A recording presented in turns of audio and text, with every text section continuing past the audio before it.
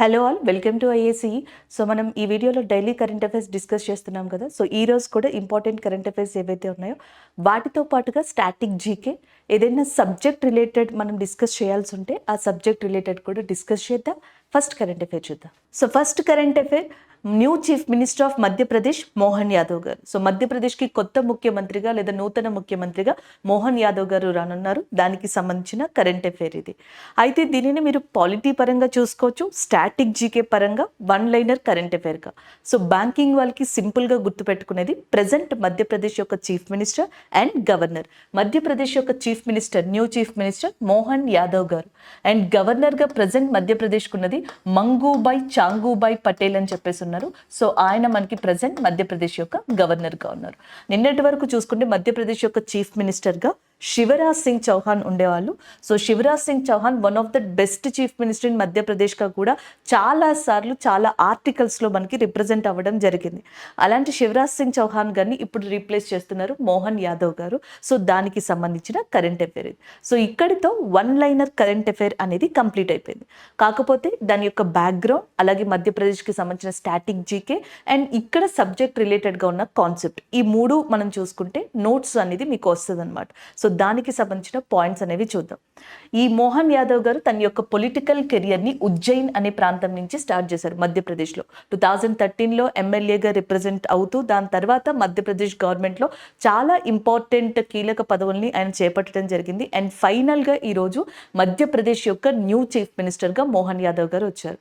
So ఇది ఆయనకి సంబంధించిన పొలిటికల్ కెరియర్. అండ్ ఉజ్జయిని ప్రాంతం అనేది మీకు చాలా important, especially SSC, railway, even groups వాళ్ళకి కూడా ఈ ఉజ్జయినికి సంబంధించి క్వశ్చన్స్ ఉన్నాయన్నమాట.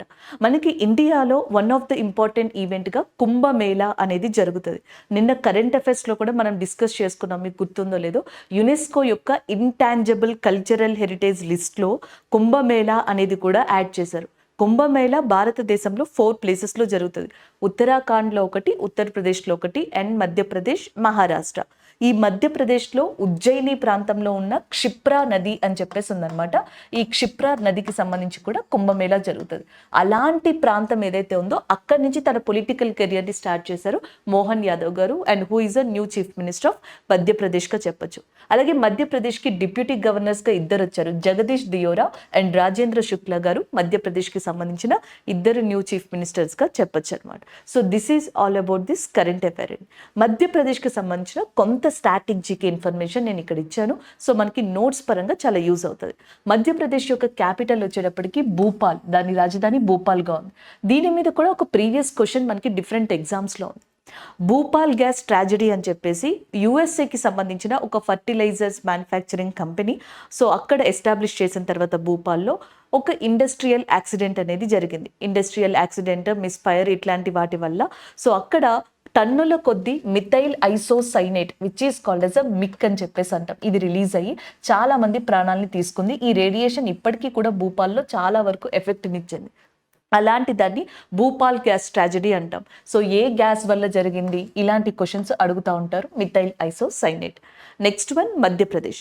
మధ్యప్రదేశ్ని కనుక జనరల్గా చూసుకుంటే ఎగ్జాక్ట్గా సెంట్రల్ పార్ట్ ఆఫ్ ఇండియాలో లొకేట్ అయి ఉంటుంది అనమాట. అంతేకాకుండా భారతదేశంలో అత్యధికమైన గిరిజన జాతి ప్రజలు, ద మోస్ట్ ట్రైబల్ పర్సన్స్ ఉన్న ఏరియా ఏది అంటే that is uh Madhya Pradesh. Most forest area ఉన్న స్టేట్ కూడా ఏది అంటే మధ్యప్రదేశ్. అలాంటి మధ్యప్రదేశ్తో బోర్డర్ని షేర్ చేసుకుంటున్న స్టేట్స్ ఇక్కడ మీరు చూసుకోవచ్చు, Uttar Pradesh, Chhattisgarh, Maharashtra, Gujarat, Rajasthan. And the next one folk dance. SSC GD exams వస్తున్నాయి కదా, సో వాళ్ళకి ఇది చాలా ఇంపార్టెంట్. ఒక్కొక్క క్వశ్చన్ అనేది ఖచ్చితంగా ఫోక్ డాన్సెస్ మీద వస్తుందన్నమాట జీడీలో. సో కొంచెం డెప్త్గానే అడుగుతున్నారు, బట్ ఫస్ట్ బేసిక్స్ నేర్చుకోవడానికి ట్రై చేయండి. కరెంట్ అఫైర్స్ ఇది కూడా కవర్ అవుతుంది కాబట్టి. ఇక్కడ మధ్యప్రదేశ్లో చాలా ఫేమస్ డాన్స్గా మట్కీ డాన్స్ అని చెప్తారు. లైక్ కల్బెలియా స్నేక్ డాన్స్ అనేది రాజస్థాన్లో ఎంత ఫేమస్సో, ఈ కుండలతోటి ఇట్లా మనకి పెట్టుకుని డాన్స్ చేస్తారు, దాన్ని మట్కీ డాన్స్ అంటారనమాట. అది మధ్యప్రదేశ్లో ఫేమస్. దాని తర్వాత జావారా డాన్స్, ఫూల్ పార్టీ అండ్ సెలా బాందోని, ఇలాంటి డాన్సెస్ అన్ని కూడా మనకి ఫోక్ డాన్సెస్ ఆఫ్ మధ్యప్రదేశ్గా చెప్తాం. అండ్ ఈ సంవత్సరం CGL 2023లో ఈ ఫూల్ పార్టీ ఫోక్ డాన్స్ కానీ మట్కీ డాన్స్ కానీ ఈ రెండు కూడా మనకి టైర్ 1 ఎగ్జామ్స్లో వచ్చిన క్వశ్చన్స్ అనమాట. ఒకసారి మీరు చూసుకోవచ్చు. And the next one, UNESCO recognised places కూడా మధ్యప్రదేశ్లో ఉన్నాయి. యునెస్కో యొక్క హెడ్ క్వార్టర్స్ మనకి ప్యారిస్లో లొకేట్ అయ్యి ఉందన్నమాట. యునెస్కో చేత కూడా రికగ్నైజ్ చేయబడిన ప్రదేశాలు మధ్యప్రదేశ్లో. ఖజురహో గ్రూప్ ఆఫ్ టెంపుల్స్ అంటాం, వీటి గురించి ఎక్కువగా అడుగుతూ ఉంటారు.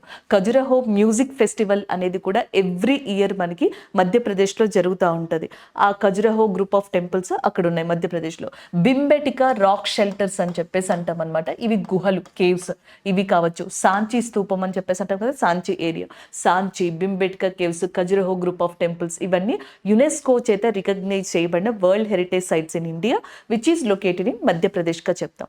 ఈవెన్ థెర్మల్ పవర్ ప్లాంట్స్ విషయానికి వస్తే ఈ మధ్యన ఎక్కువగా ఎనర్జీ సెక్టార్ మీద కూడా క్వశ్చన్స్ వస్తున్నాయి అనమాట. స్టేట్ రిలేటెడ్ ఎగ్జామ్స్లో, ఈవెన్ ఐబీ లాంటి ఎగ్జామ్స్లో ఈ క్వశ్చన్స్ అనేవి common. Thermal power plants, hydro electric power plants, nuclear power plants. మధ్యప్రదేశ్లో very important thermal power ప్లాంట్గా Singrauli అనే దాన్ని చెప్తాం. వింధ్యాంచల్ వస్తే ఈజీగా పడతాం, పేరుని బట్టి ఈ స్టేట్ని రికగ్నైజ్ చేయొచ్చండి. వింధ్యాంచల్ అంటే సింగ్రౌలి గుర్తుండదు కాబట్టి చూసుకోండి. సింగ్రౌలి థర్మల్ పవర్ ప్లాంట్ అనేది మధ్యప్రదేశ్లో లొకేట్ అయ్యింది. నెక్స్ట్ వన్, ఇంపార్టెంట్ రివర్స్గా నర్మదా, తపతి, చంబల్, సోన్ లాంటి రివర్స్ని మధ్యప్రదేశ్లో ఆరిజిన్ అయినట్టుగా మధ్యప్రదేశ్లో ఇంపార్టెంట్ రివర్స్గా కూడా చెప్తారు. ఇన్ఫ్యాక్ట్ లైఫ్ లైన్ ఆఫ్ మధ్యప్రదేశ్గా నర్మదా రివర్ని కూడా పిలవడం జరుగుతుంది. And the next one, national parks. ఇండియాలో ఎక్కువ ఫారెస్ట్ ఏరియా, ఎక్కువ మంది ట్రైబ్స్, ఎక్కువ నేషనల్ పార్క్స్ ఉన్న స్టేట్ మధ్యప్రదేశ్. మధ్యప్రదేశ్లో దాదాపుగా మనకి 11 నేషనల్ పార్క్స్ ఉన్నాయి. దాంట్లో కన్హా, బాంధవ్గర్, పెంచ్ లాంటివి ఇంపార్టెంట్ నేషనల్ పార్క్స్గా చెప్పొచ్చు. Even Madhya Pradesh is also very famous for landscapes like Vindhya Satpura mountains, Amarkantak plateau, ఇవన్నీ కూడా మధ్యప్రదేశ్లో ఇంపార్టెంట్ ల్యాండ్ ఫామ్స్గా చెప్పడం జరుగుతుంది. సో ఇప్పుడు మనకి మధ్యప్రదేశ్కి సంబంధించిన స్టాటిక్ జీకే తెలుసు. ఇలాంటి ఇంపార్టెన్స్ ఉన్న మధ్యప్రదేశ్కి శివరాజ్ సింగ్ చౌహాన్ గారు డిఫరెంట్ కైండ్ ఆఫ్ ప్రోగ్రామ్స్ని తీసుకురావడం జరిగింది, స్కీమ్స్ని తీసుకురావడం జరిగింది. సో ఈ సంవత్సరం మధ్యప్రదేశ్ ఇంట్రడ్యూస్ చేసిన వన్ ఆఫ్ ద స్కీమ్ ఏంటి అంటే, ఎవరైతే ఓల్డ్ ఏజ్ పీపుల్ ఉంటారో, మనకి almost 50 years plus 60 years, age కరెక్ట్గా నాకు గుర్తులేదు కానీ ఓల్డ్ ఏజ్ పీపుల్ ఎవరైతే తీర్థయాత్రలకి వెళ్ళాలనుకుంటారో అలాంటి వాళ్ళకి ఫ్లైట్ ఫెసిలిటీని అండ్ ఫస్ట్ టైం కల్పించిన అండ్ అలాంటి స్కీమ్ని తీసుకొచ్చిన స్టేట్ కూడా దట్ ఈస్ అ మధ్యప్రదేశ్ ఏరియాగా చెప్పొచ్చు. అలాంటి డిఫరెంట్ స్కీమ్స్ని తీసుకొచ్చిన శివరాజ్ సింగ్ చౌహాన్ గారి ప్లేస్ని మోహన్ యాదవ్ గారు ఇప్పుడు సొంతం చేసుకున్నారు chief minister of Madhya Pradesh. So this is all about this current affair. అయితే చీఫ్ మినిస్టర్స్ అనేది ఇప్పుడు మనకి చాలా ఇంపార్టెంట్ టాపిక్. చాలా స్టేట్స్లో ఎలక్షన్స్ జరిగాయి, ఇంకొన్ని స్టేట్స్లో ఎలక్షన్స్ జరగబోతున్నాయి. సో కాబట్టి ఈ స్టేట్స్ అన్నిటిలో కూడా కామన్ థింగ్ చాలా మంది చూసేది ఏంటంటే, who is a next CM. ఆ నెక్స్ట్ సీఎం రిపీట్ అవుతారా, లేకపోతే కొత్తగా సీఎం వస్తారా, ఇలాంటివి చూస్తారు. కాబట్టి పాలిటీ పరంగా కూడా చీఫ్ మినిస్టర్కి సంబంధించిన కొన్ని ఇంపార్టెంట్ పాయింట్స్ని మనం నోట్స్ చేసి పెట్టుకున్నాం అనుకోండి, ఈ ఇయర్లో ఇంపార్టెంట్ హైలైట్స్ ఆఫ్ కరెంట్ అఫైర్స్లో ఆ సబ్జెక్ట్ కూడా కవర్ అవుతుంది. ఒకసారి అది కూడా చూద్దాం. సో మనకి ఇప్పటి వరకు చాలా మంది చీఫ్ మినిస్టర్స్కి సంబంధించి న్యూస్ అనేది రావడం జరుగుతుంది కదా. కాన్స్టిట్యూషన్ పరంగా చూద్దాం.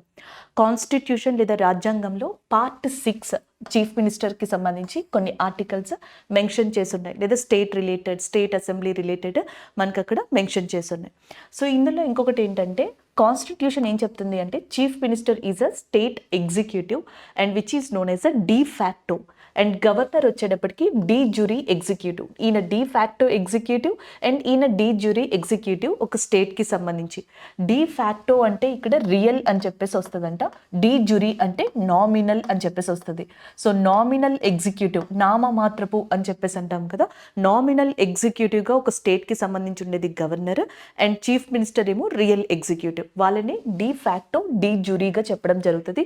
సో వీటి మీద ఒక ఎగ్జామ్లో మనకి డిఫరెంట్గా క్వశ్చన్ని కూడా అడిగారు, ఆ రెండింటిని బేస్ చేసుకొని. నెక్స్ట్ వన్, మనకి జనరల్గా ఏం తెలుసు అంటే, chief minister appointed by the governor under the article 164. కానీ ఎలా అపాయింట్ చేయాలి, ఏంటి ప్రొసీజర్ అనేది కాన్స్టిట్యూషన్లో మనకి మెన్షన్ చేయలేదు. There is no specific procedure which is regarding to that appointment of chief minister. వాస్తవానికి ముఖ్యమంత్రిని ఈ ప్రొసీజర్ ద్వారానే, ఈ సిస్టమ్ ద్వారానే ఇలానే అపాయింట్ చేయండి అని చెప్పేసి రాజ్యాంగంలో చెప్పబడలేదు. కాకపోతే ఎవరు అపాయింట్ చేయాలనేది మాత్రం చెప్పారు. Under article 164 he appointed, he or she appointed by that గవర్నర్గా చెప్పడం జరుగుతుంది. సో నెక్స్ట్ ఇచ్చిన పాయింట్స్ ఏవైతే ఉన్నాయో ఈ సిచ్యువేషన్కి మనకి చాలా ఇంపార్టెంట్. సీఎం ప్లేస్ వెకేట్ అవ్వడం కానీ, రీప్లేస్ అవ్వడం కానీ, ఇలాంటి సిచ్యువేషన్స్లో కొన్ని క్వశ్చన్స్ని, అంటే మనకి కరెంట్ అఫైర్ పరంగా కలిసి వచ్చింది, పాలిటీ పరంగా కలిసి వచ్చింది కాబట్టి ఈ క్వశ్చన్స్ని అడుగుతారు, చూసుకోండి. CM in office suddenly dies, ఒకవేళ చీఫ్ మినిస్టర్ సడన్గా చనిపోయారు అనుకోండి. ఫర్ ఆంధ్రప్రదేశ్ ఇన్సిడెంటే కనుక తీసుకుంటే, ఒకప్పుడు ఉమ్మడి ఆంధ్రప్రదేశ్లో మనకి వైఎస్ఆర్ గారు ఉన్నప్పుడు, రాజశేఖర్ గారు ఉన్నప్పుడు చీఫ్ మినిస్టర్గా చేసినప్పుడు ఆయన సడన్గా క్రాష్లో చనిపోవడం జరిగింది, ప్లేన్ క్రాష్లో. సో అప్పుడు అట్లా సడన్గా చనిపోతే అప్పుడు గవర్నర్ డెసిషన్ తీసుకోవడానికి ఉంటుంది అనమాట. ఎందుకంటే ఇమీడియట్గా అక్కడున్న పార్టీ కావచ్చు, లేకపోతే అక్కడున్న member of state legislative assembly వాళ్ళు ఇమీడియట్గా డెసిషన్ తీసుకోలేరు కాబట్టి గవర్నర్ డెసిషన్ తీసుకొని so on the temporary purpose ఒక పర్సన్ని అపాయింట్ చేయొచ్చు. కానీ దాని తర్వాత ఏదైతే majority of members, state legislative assembly members కావచ్చు, మెజారిటీ లీడింగ్ పార్టీ ఎవరినైతే క్యాండిడేట్ని చూపిస్తుందో ఆ పర్సన్ని గవర్నర్ అపాయింట్ చేయాల్సి ఉంటుంది. గవర్నర్కి ఇంకొక ఆప్షన్ ఉండదు. ఇది చీఫ్ మినిస్టర్ ఒకవేళ సడన్గా చనిపోతే. నెక్స్ట్ వన్, చీఫ్ మినిస్టర్ ఎన్ని సంవత్సరాలకి ఉంటారు? వాస్తవానికి there is no specific tenure for chief minister. కాన్స్టిట్యూషన్లో ఎక్కడా కూడా చీఫ్ మినిస్టర్కి స్పెసిఫిక్గా టైం పీరియడ్ అనేది చెప్పలేదు. సో మనకి 5 yearsకి ఒకసారి ఎలక్షన్ జరుగుతుంది. అలా ఎలక్షన్స్ జరిగినప్పుడు మనకి ఈ నెంబర్ ఆఫ్ మెంబర్స్ అనేవాళ్ళు రాష్ట్ర శాసనసభకి, స్టేట్ లెజిస్లేటివ్ అసెంబ్లీకి ఎవరైతే ఎన్నికవుతారో, సో ఈ మెజారిటీ సీట్స్ ఉన్న వాళ్ళు ఎవరైతే ఉంటారో వాళ్ళందరూ యునానిమస్గా ఒక పర్సన్ని తీసుకోవడం, ఆ పర్సన్ని గవర్నర్కి రిక్వెస్ట్ చేయడం ద్వారా సో ఆ పర్సన్ని అపాయింట్ చేయడం జరుగుతుంది. సింపుల్గా చెప్పాలంటే చీఫ్ మినిస్టర్ ఎలా అవుతారు అనే దానికి and confidence of that assembly, majority party లేదా మెజారిటీ సభ్యులు ఎవరి వైపు అయితే మనకి ఉంటారో, లేకపోతే కాన్ఫిడెన్స్ అనేది ఉంటుందో సో ఆ పర్సన్కి మనకి మెయిన్గా చీఫ్ మినిస్టర్గా కొనసాగడం జరుగుతుంది. సడన్గా ఈ మెజారిటీ అనేది తగ్గిపోయినా, కాన్ఫిడెన్స్ అనేది ఆ పర్సన్ లాస్ అయిపోయినా ఒకవేళ చీఫ్ మినిస్టర్ రిజైన్ చేయాల్సైనా ఉంటుంది, లేదా గవర్నర్ ఆయన అపోజిషన్ నుంచి డిస్మిస్ చేయాల్సైనా ఉంటుంది. సో ఇలాంటి సిచ్యువేషన్స్ వస్తాయి. He or she chief minister holds office during the pleasure of governor. Pleasure of governor అంటే అర్థం ఏంటంటే కంప్లీట్గా గవర్నర్కే పవర్ ఉంటుందని కాదు. సో గవర్నర్ ఏం చేస్తారంటే మెజారిటీ లేదా కాన్ఫిడెన్స్ ఆఫ్ ద మెంబర్స్ ఎవరైతే రిప్రజెంట్ చేస్తారో ఆ పర్సన్ని అపాయింట్ చేయడం, ఒకవేళ లాస్ అయితే ఆ పర్సన్ని డిస్మిస్ చేయడం లేదా ఆ పర్సన్ని రిజైన్ చేయడం, ఇలాంటివి జరుగుతాయి. శివరాజ్ సింగ్ చౌహాన్ గారు మధ్యప్రదేశ్కి సంబంధించిన పర్సన్ ఇప్పుడు రిజైన్ చేశారు. సో రిజైన్ చేసిన తర్వాత కాన్ఫిడెన్స్ ఆఫ్ అసెంబ్లీ ద్వారా మెజారిటీ పీపుల్ మనకి మోహన్ యాదవ్ గారిని మనకి చూస్ చేసుకున్నారు కాబట్టి ఆర్టికల్ 164 ప్రకారం అండ్ మోహన్ యాదవ్ గారు appointed as a chief minister by that governor. So ఇప్పుడు చాంగుబాయ్ పటేల్ గారు మధ్యప్రదేశ్ గవర్నర్గా ఉన్నారు కాబట్టి ఆయన అపాయింట్ చేస్తారు. సో ఈ కండిషన్స్ మీద క్వశ్చన్స్ పడే ఛాన్సెస్ ఎక్కువ ఉంటాయి. చీఫ్ మినిస్టర్స్ మారుతున్నారు కాబట్టి ఇలాంటి క్వశ్చన్స్ని అడుగుతారు. So present longest serving chief మినిస్టర్గా నవీన్ పట్నాయక్ గారు ఉన్నారు, ఒడిస్సాకి సంబంధించిన చీఫ్ మినిస్టర్. ఇది వరకు ఆ రికార్డ్ని మనకి సిక్కింకి సంబంధించిన పవన్ కుమార్ చామ్లింగ్ గారు మనకి ఆ రికార్డులో ఉన్నారు. లాంగెస్ట్ సర్వింగ్ చీఫ్ మినిస్టర్ అని చెప్పేసి అంటాం కదా, ఎక్కువ కాలం ఏమంటారు ముఖ్యమంత్రిగా చేసిన పర్సన్ అని చెప్పేసి. ఇది వరకు సిక్కింకి వర్క్ చేసిన 5th చీఫ్ మినిస్టర్ ఎవరైతే మనకి పవన్ కుమార్ చామ్లింగ్ ఉన్నారో ఆయన ఉండేవాళ్ళు అనమాట. ఆయన రికార్డ్ని మనకి మళ్ళీ తిరిగి క్రియేట్ చేశారు నవీన్ కుమార్ పట్నాయక్ గారు. వెస్ట్ బెంగాల్కి సంబంధించిన జ్యోతి బసు గారు కూడా చాలా కాలం మనకి చీఫ్ మినిస్టర్గా వర్క్ చేసిన వ్యక్తి. నెక్స్ట్ వచ్చేటప్పటికి శివరాజ్ సింగ్ చౌహాన్ గారు కూడా ఉన్నారు. 2005 నుంచి 2018 వరకు చీఫ్ మినిస్టర్ ఆఫ్ మధ్యప్రదేశ్గా చేశారు. దాని తర్వాత మళ్ళీ బ్రేక్ వచ్చింది. నెక్స్ట్ మళ్ళీ 2020 నుంచి 23 వరకు చీఫ్ మినిస్టర్ ఆఫ్ మధ్యప్రదేశ్గా శివరాజ్ సింగ్ చౌహాన్ గారు చేశారనమాట. అలాగే మనకి ఫీమేల్స్లో చూసుకుంటే కనుక తమిళనాడుకి సంబంధించిన జయలలిత గారు, ఆమె కూడా 14 years అంట దాదాపుగా చీఫ్ మినిస్టర్ ఆఫ్ తమిళనాడుగా కూడా వర్క్ చేయడం జరిగింది. రాజస్థాన్కి సంబంధించిన వసుంధర రాజన్ గారు, ఆమె 10 years చీఫ్ మినిస్టర్ ఆఫ్ రాజస్థాన్గా వర్క్ చేయడం జరిగింది. ఇలా చాలా మంది పర్సన్స్ ఉన్నారు. అది స్టాటిక్ జీకేలోకి వస్తుంది, ఇది సబ్జెక్ట్లోకి వస్తుంది. This is all about this current affair. Next one చూద్దాం. నెక్స్ట్ కూడా same related current affair, just మనకి ప్లేసెస్ మారుతాయి అంతే. సో నెక్స్ట్ మనకి ఛత్తీస్గఢ్ యొక్క న్యూ చీఫ్ మినిస్టర్గా విష్ణు దియో సై అనే పర్సన్ అపాయింట్ అయ్యారు. దానికి సంబంధించిన కరెంట్ అఫైర్ ఇది. సో ఇప్పుడు మనం మధ్యప్రదేశ్కి చూసాం కదా, అదేవిధంగా ఛత్తీస్గఢ్కి న్యూ చీఫ్ మినిస్టర్గా విష్ణు దియో సై అనే పర్సన్ అపాయింట్ అవ్వడం జరిగింది. గవర్నర్గా ప్రజెంట్ మనకి బిశ్వభూషణ్ హరిచందన్ గారు ఉన్నారు ఛత్తీస్గఢ్కి సంబంధించి. ఛత్తీస్గఢ్ యొక్క చీఫ్ మినిస్టర్ అండ్ ఛత్తీస్గఢ్ యొక్క మనకి గవర్నర్, అది ఒక్కటేనండి ఇక్కడ మనం ఇంపార్టెంట్గా గుర్తుపెట్టుకోవాల్సిన మెయిన్ 1-liner కరెంట్ అఫైర్. అఫైర్గా దీన్ని చెప్పొచ్చు అనమాట. అయితే ఇక్కడ ఈయనకంటూ కొన్ని ఇంపార్టెంట్ పాయింట్స్ ఉన్నాయి మన ఎగ్జామ్లో యూజ్ అయ్యేవి. ఒకటేంటి అంటే ఛత్తీస్గఢ్లో ఫస్ట్ ట్రైబల్కి సంబంధించిన ఏమంటారు ఒక వ్యక్తిగా చీఫ్ మినిస్టర్గా అపాయింట్ అయిన వ్యక్తిగా మనకి విష్ణు దియో సై గారిని చెప్తున్నారు. అండ్ ఇంకొక పర్సన్ కూడా ఉన్నారన్నట్టుగా చెప్తున్నారు. బట్ కొన్ని వాటిని మినహాయిస్తే కొన్ని ఎగ్జామ్షన్స్ ఇవన్నీ చూసుకుంటే సో ఫస్ట్ పర్ఫెక్ట్గా ఒక ట్రైబల్ ఏరియా నుంచి ట్రైబల్ పర్సన్గా చీఫ్ మినిస్టర్గా ఛత్తీస్గఢ్కి వచ్చిన వ్యక్తిగా విష్ణు దియో సై గారిని చెప్పడం జరుగుతుంది. ఆయన ఏ ట్రైబ్ ఏ గిరిజన జాతికి సంబంధించిన వ్యక్తి అంటే కన్వర్ ట్రైబ్ అని చెప్పేసి ఉందంట. సో దానికి సంబంధించిన వ్యక్తి. ఆయన కెరియర్ని సర్పంచ్గా స్టార్ట్ చేసి దాని తర్వాత ఎమ్మెల్యే అండ్ దాని తర్వాత ఫైనల్గా మనకి ప్రైమ్ మినిస్టర్ నరేంద్ర మోడీ గారి టైంలో ఫస్ట్ యూనియన్ క్యాబినెట్ ఉంటుంది కదా, సో దాంట్లో కూడా ఎంపీగా చేసిన వ్యక్తి అంటే అయినా. సో అలాంటి పర్సన్ ఇప్పుడు ఛత్తీస్గఢ్కి సంబంధించి చీఫ్ మినిస్టర్గా అపాయింట్ అవ్వడం జరిగింది. ఛత్తీస్గఢ్ యొక్క క్యాపిటల్గా రాయ్పూర్ అనే ప్లేస్ ఉంది. అండ్ ఇంపార్టెంట్ రివర్స్గా శివనాథ రివర్, జోంక్ రివర్, వీటితో పాటుగా ఇంద్రావతి రివర్ని కూడా చెప్పచ్చు అనమాట. ఏది మన ఛత్తీస్గఢ్కి సంబంధించి. అండ్ దెన్ నెక్స్ట్ వన్ చూసుకున్నట్టయితే నేషనల్ పార్క్స్. మనకి టోటల్గా 4 నేషనల్ పార్క్స్ ఉన్నాయంట ఛత్తీస్గఢ్లో. ఒకటి సంజయ్ నేషనల్ పార్క్, దాన్ని గురు ఘాసిదాసిపూర్ నేషనల్ పార్క్ అంటారు. Indravati national park, Kanger national park, Achanakmar national park. So Achanakmar, Kanger, Indravati, Sanjay Gandhi. So Sanjay national park 4 national parks ఛత్తీస్గఢ్లో ఉన్నాయి. టైగర్ రిజర్వ్స్ విషయానికి వస్తే ఉదాంతి సీతా నది అనే టైగర్ రిజర్వ్, అచంకుమర్ అనే టైగర్ రిజర్వ్ అండ్ గురు ఘాసిదాస్ అనే టైగర్ రిజర్వ్. సో ఇవన్నీ కూడా మనకి ఛత్తీస్గఢ్లో ఇంపార్టెంట్ టైగర్ రిజర్వ్స్గా చెప్తున్నారు. And next one important mines ఛత్తీస్గఢ్లో మనకి రాఘాట్ అని చెప్పేసి ఉంది. సో ఇది ఐరన్కి ఫేమస్. ఇండియాలో చాలా ఫేమస్ ఐరన్ మైన్స్ కావచ్చు, మైనింగ్ ఏరియా బైలదేలియా అని చెప్పేసి ఉంటుంది, which is very famous in Chhattisgarh area. ఛత్తీస్గఢ్లో ఇంకొక ఇంపార్టెంట్ ప్లేస్గా బస్తార్ అనే ప్లేస్ని చెప్పడం జరుగుతుంది. సో నక్సలైట్ ప్రభావిత ప్రాంతం, ఫారెస్ట్ ఏరియా, మైన్స్కి సంబంధించిన ఏరియా, ఇలా పలు రకాలుగా ఈ ఏరియాని డిస్క్రైబ్ చేయొచ్చు. This is all about Chhattisgarh start information. అలాంటి ఛత్తీస్గఢ్కి న్యూ చీఫ్ మినిస్టర్గా అపాయింట్ అయిన వ్యక్తి విష్ణు దియో సై గారు. గవర్నర్గా విశ్వభూషణ్ హరిచందన్ గారు ప్రజెంట్ ఉన్నారనమాట. This is all about this current affair. Chief మినిస్టర్కి సంబంధించి మనం ప్రత్యేకంగా చెప్పుకోకలేదు, ఆల్రెడీ ఫస్ట్ కరెంట్ అఫైర్లో కంప్లీట్గా మనం కవర్ చేసాం. నెక్స్ట్ వన్ చూద్దాం. నెక్స్ట్ కరెంట్ అఫైర్ జిఐ ట్యాగ్కి సంబంధించింది. రీసెంట్గా మేఘాలయలోని జయంతియా హిల్స్, జయంతియా కొండలు, జయంతియా జాతి, సో దీనికి దగ్గర ఏరియాలో మనకి ఒక కైండ్ ఆఫ్ పసుపు, టర్మరిక్ అని చెప్పేసి అంటాము. సో దాన్ని లాకదాంగ్ పసుపు అని చెప్పేసి అంటున్నారు, లాక్దాంగ్ టర్మరిక్.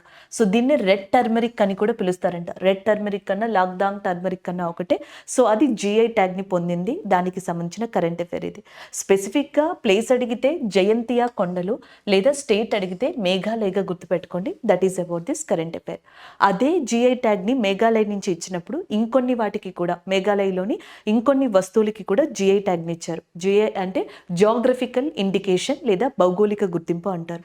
సో దీంట్లో చూసుకున్నట్టయితే గారో డాకమాందా. సో గారో డాకమాందా అనేది ఒక ఎటైర్ అండి, ఒక డ్రెస్. మనం కాశ్మీర్ వెళ్తే ఒక డిఫరెంట్ డ్రెస్ చూస్తాం, హిమాచల్ ప్రదేశ్ వెళ్తే ఒక డిఫరెంట్ ఎటైర్, రాజస్థాన్ వెళ్తే డిఫరెంట్ ఎటైర్ ఎలా చూస్తాం, అలాగే మనకి మేఘాలయలో కూడా ఒక డిఫరెంట్ ఎటైర్ కానీ డ్రెస్సెస్ కానీ ఉంటాయి. సో వాటికి సంబంధించింది గారో దాక్మాందా, అది జిఐ ట్యాగ్ని పొందింది. నెక్స్ట్ లారాని పోటరీ, కుండల తయారీకి సంబంధించింది. గారో చుబించి అని చెప్పేసి ఇది ఒక ఆల్కహాలిక్ బ్యావరేజ్ లాంటిది, లైక్ మత్తు పానీయం లాంటిది అంట. దానికి సంబంధించి కూడా ఒక జిఐ ట్యాగ్ని పొందడం జరిగింది. సో ఇలా టోటల్గా మనకి 4 జిఐ ట్యాగ్స్ అనేవి వచ్చాయి. బట్ ఈ లాక్దాంగా టర్మరిక్ వచ్చేటప్పటికి దీంట్లో కొన్ని ఇమ్యూనిటీ బూస్టర్, హెల్త్ బెనిఫిట్స్ ఎక్కువగా ఉండడం వల్ల దీన్ని ఎక్కువగా ప్రమోట్ చేయడం జరుగుతుంది.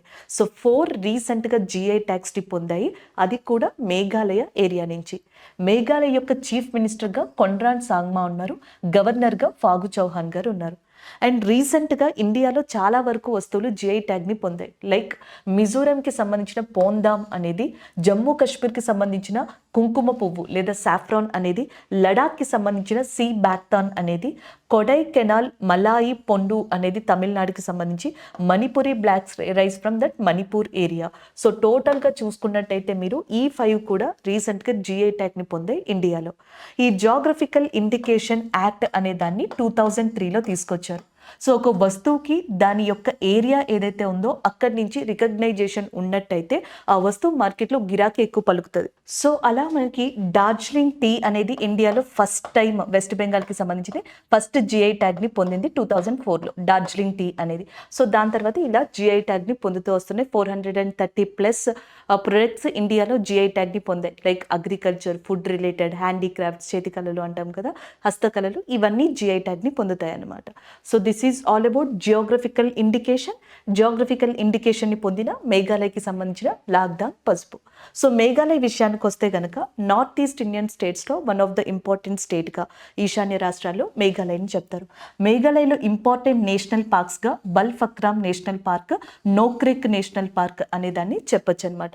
మేఘాలయలో ఇంపార్టెంట్ సరస్సు లేదా లేక్గా ఉమ్యం లేక్ అనేది ఉంది. సో దాన్ని చెప్పడం జరుగుతుంది. మేఘాలయలో చాలా ఇంపార్టెంట్ ప్లేస్గా మనకి చిరపుంజి అండ్ మౌసిండ్రమ్ అనే ప్రదేశాలు ఉంటాయి. ఇండియాలోని వరల్డ్లో కూడా మోస్ట్ వెట్టెస్ట్ ప్లేస్ లేదా ఎక్కువ వర్షపాతం వచ్చేదానిగా మౌసిండ్రమ్ని చెప్తాం. అండ్ ఇండియాలో అయితే ఫస్ట్ మౌసిండ్రమ్, సెకండ్ చిరపుంజిగా చెప్పడం జరుగుతుంది. మేఘాలయ యొక్క క్యాపిటల్ షిల్లాంగ్ ఏదైతే ఉందో, సో షిల్లాంగ్ పేరు మీద ఒక ప్లాట్యూ కూడా ఉంది. అది ఇండియాలో చాలా ఇంపార్టెంట్ ప్లాట్యూ, పీఠభూమిగా కూడా చెప్తారు. మేఘాలయ అంటే మీకు షిల్లాంగ్ పీఠభూమి గుర్తుకు రావాలి, నోక్రెక్ బల్ఫక్రమ్ అనే నేషనల్ పార్క్స్, ఉమ్యం అనే లేక్, దానితో పాటుగా చిరపుంజి, మౌసిండ్రమ్ అనే ప్లేసెస్ గుర్తుండాలి. ఇక్కడ చాలా ఇంపార్టెంట్ ట్రైబ్స్గా ఘారో ట్రైబ్స్ని, కాశీ ట్రైబ్స్ని, అలాగే వాళ్ళతో పాటుగా జయంతియా ట్రైబ్స్ అనే వాళ్ళని కూడా చెప్పడం జరుగుతుంది. సో మేఘాలయ ముఖ్యంగా అస్సాం, త్రిపుర లాంటి states, north east Indian states ఏవైతే ఉంటాయో సో వాటితో బోర్డర్ని షేర్ చేసుకుంటుంది. So this is all about that Meghalaya related GI ట్యాగ్గా చెప్పడం జరుగుతుంది. నెక్స్ట్ కరెంట్ అఫైర్ చూద్దాం. సో నెక్స్ట్ కరెంట్ అఫైర్ కూడా కొంచెం పాలిటీ రిలేటెడ్ అని చెప్పాలి. Article 370 special status of Jammu కాశ్మీర్కి సంబంధించింది. సో గతంలో కూడా ఇది న్యూస్లో ఉంది, ప్రతి ఇయర్ న్యూస్లో ఉంటూనే ఉంది. అయితే ఇప్పుడు దీనికి సంబంధించిన కరెంట్ అఫైర్ ఏంటి అనేది ఒకసారి ఇక్కడ చూద్దాం. సో మనకి ఆర్టికల్ 370 అనేది స్పెషల్ స్టేటస్ ఆఫ్ జమ్మూ కాశ్మీర్ని రిప్రజెంట్ చేస్తుంది. జమ్మూ కాశ్మీర్ యొక్క స్వయం ప్రతిపత్తి లేదా ఒక ప్రత్యేక ప్రతిపత్తికి సంబంధించింది. దీన్ని ఎప్పుడు మనకి ఇంక్లూడ్ చేశారు కాన్స్టిట్యూషన్లో అంటే 17th అక్టోబర్ 1949లో దీనిని రాజ్యాంగంలో ఇంక్లూడ్ చేయడం జరిగింది. కానీ మనకి 5th ఆగస్ట్ 2019లో స్పెషల్ స్టేటస్ ఆఫ్ జమ్మూ కాశ్మీర్ని రిమూవ్ చేయడం జరిగింది, తీసేయడం జరిగింది. అది తీసేసిన తర్వాత అది కరెక్ట్ కాదు అని చెప్పి సుప్రీంకోర్టులో దానికి ఎగ్నెస్ట్గా అంటే ఇండివిజువల్గా కంప్లీట్గా చూసుకుంటే 23 పిటిషన్స్ అనేవి మనకి ఫైల్ అవ్వడం జరిగిందనమాట. ఈ 23 పిటిషన్స్ ఏవైతే ఉన్నాయో ఈ పిటిషన్స్లో కామన్గా ఉన్న పాయింట్ ఆర్టికల్ 370 అనేది కాశ్మీర్కి సంబంధించి చాలా ఇంపార్టెంట్. బట్ 2019లో గవర్నమెంట్ దాన్ని కాన్స్టిట్యూషన్లో నుంచి తొలగించడం అనేది, అంటే అక్కడి నుంచి ఆ ఆర్టికల్కి పవర్ లేకుండా, ఇమ్యూనిటీ లేకుండా చేయడం అనేది కరెక్ట్ కాదు అన్నట్టుగా సుప్రీంకోర్టులో ప్రొజెక్ట్ చేయడం జరిగింది. దీనికి సంబంధించి సుప్రీంకోర్టులో ఒక 5 మెంబర్స్తో కూడిన బెంచ్ని ఏర్పరిచారు. ఆ బెంచ్లో ఎవరు ఉన్నారంటే present chief justice of India ఎవరైతే చంద్రచూడ్ ఉన్నారో సో ఆయన ఉండడం జరిగింది. అండ్ నెక్స్ట్ వచ్చేటప్పటికి Gavai, BR Gavai, justice Suryakant, justice Sanjay Kishan and justice Sanjiv Khanna, Sanjay Kishan, Suryakant and BR Gavai, Chandrachud, ఈ 5గురితో కూడిన ధర్మాసనం దీనిపైన మనకి ఒక బెంచ్గా ఏర్పడింది. ఫైనల్గా ఇది ఏం చెప్పింది అంటే ఆర్టికల్ 370 అనేది ఒక టెంపరీ ప్రొవిజన్ లాంటిది. సో ఇప్పుడున్న పరిస్థితుల్లో ఆర్టికల్ 370 అనేది అవసరం లేదు. ఆర్టికల్ 370 రిమూవ్ చేయడం వల్ల అది కాశ్మీర్ డెవలప్మెంట్కి ఉపయోగపడుతుంది కానీ నెగిటివ్గా ప్రొజెక్ట్ చేయదు. సో ఏదైతే గవర్నమెంట్ ఇచ్చిందో అది ఇంటాక్ట్గా ఉంటుంది అన్నట్టుగా ఈ బెంచ్ ఇటీవల చెప్పడం జరిగింది. సో అందుకని ఆర్టికల్ 370 మళ్ళీ మనకి న్యూస్లో ఒక ట్రెండింగ్ టాపిక్గా రావడం జరిగింది. This is all about that article 370కి సంబంధించిన కరెంట్ అఫైర్గా చెప్పొచ్చు. జమ్మూ కాశ్మీర్ యొక్క లెఫ్టినెంట్ గవర్నర్గా మనోజ్ సిన్హా ఉన్నారు. జమ్మూ కాశ్మీర్లో ఇంపార్టెంట్ నేషనల్ పార్క్స్గా Dachigam national park, Kishtwar national park, Salim Ali national park, Kaziranga national park ఉన్నాయి.